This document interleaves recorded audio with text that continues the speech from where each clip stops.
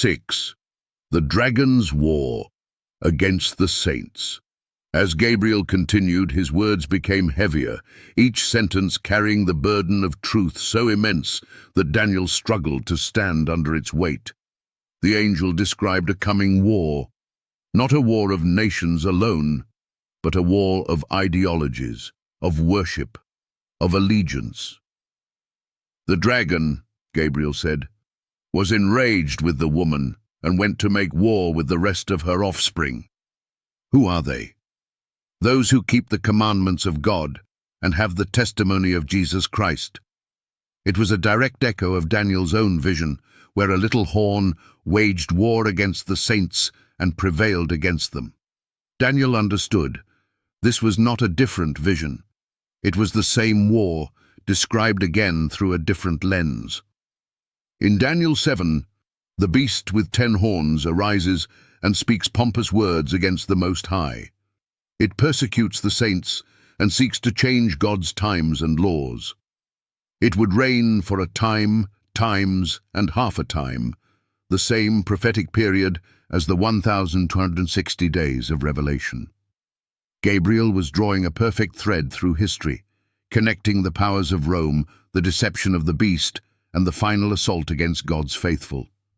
This persecution was not physical alone, it was spiritual. A system would arise claiming to represent God while opposing his truth. This system, empowered by the dragon, would force worship, manipulate doctrines, and lead the world into rebellion. It would trample God's sanctuary, distort the gospel, and exalt man in the place of God. Daniel had seen it rise. Now, Gabriel showed him its final campaign. But there was hope. The judgment was set, and the books were opened. Gabriel reminded Daniel of the courtroom scene, the Ancient of Days taking his seat, and the Son of Man approaching with clouds of heaven. This was the final answer to the dragon's rage. Though the saints would be worn out, they would be vindicated. Though the beast would rise, it would fall. The kingdom would be given to the saints of the Most High. The war would end in victory. Gabriel emphasized the endurance of the saints. He described how, in the end, it would not be the strongest, the richest, or the loudest who overcame. It would be those who remained faithful to God's commandments and held fast to their testimony of Jesus. These two characteristics, obedience and faith, would mark the remnant. They would not be deceived.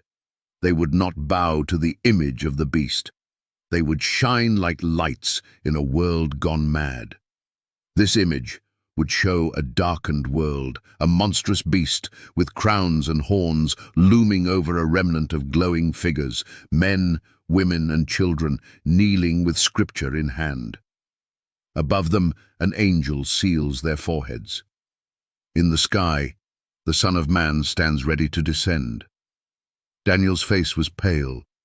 He had seen the future, not as a distant observer, but as a participant in the great controversy.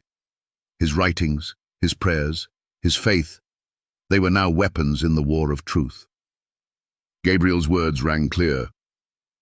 Those who are wise shall shine like the brightness of the firmament, and those who turn many to righteousness like the stars forever and ever. The dragon may wage war, but heaven has already written the end of the story, and those who stand for truth will stand forever.